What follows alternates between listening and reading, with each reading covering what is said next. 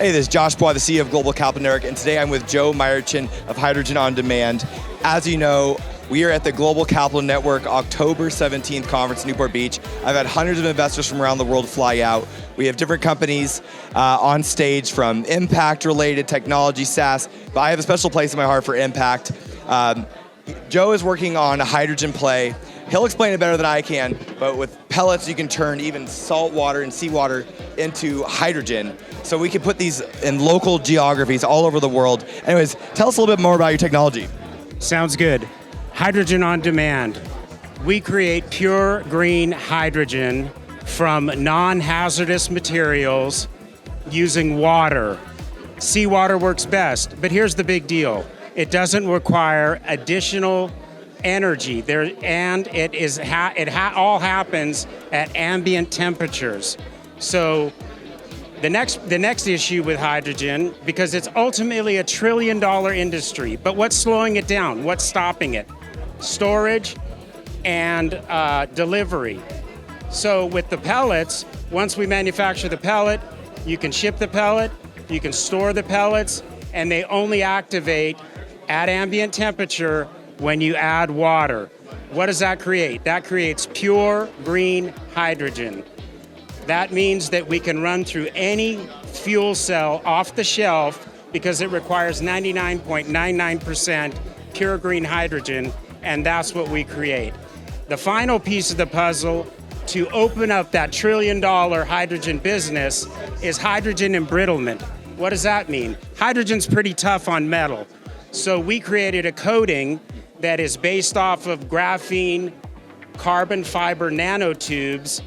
That coating, which has been on a SpaceX mission that was a lot of different stuff sent out into space, but we coated the energy storage systems, and there's been no measurable degradation of that material, which gives us the opportunity to create hydrogen 24/7 ad infinitum. And that's how we solve the entire $1 trillion hydrogen potential.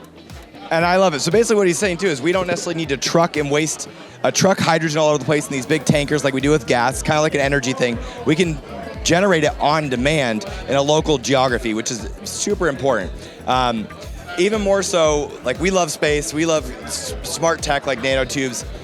So this is a hot play that we're going to be pushing. I've already brought a few investors that are interested to this today. They're actually, I was telling you just a bit ago, one of them is actually bringing up something similar. So there is technology that's being innovated in this space, but he has something real. I've seen the video. We should be editing it to this video as well.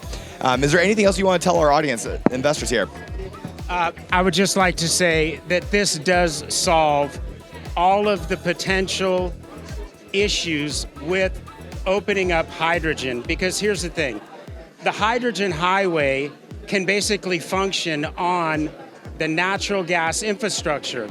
So we also have an H2 ICE motor, which means hydrogen internal combustion motor, which can run on natural gas, propane, and hydrogen. So in other words, the existing infrastructure of hydrogen, once the hydrogen has been perfected, which we're pretty sure we've done, we could use the existing infrastructure, which is a really big deal. Well, anyways, I'm going to be having him publish this to Global Deal Flow, the Deal Flow platform I've created to connect investors and founders. But one of my core focuses and investment theses is impact. So anyways, thank you so much, Joe. Appreciate it. How do they find you online? We are envirogen.tech. Nice. Anyways, thank you, and stay tuned for more from Global Capital Network. Check.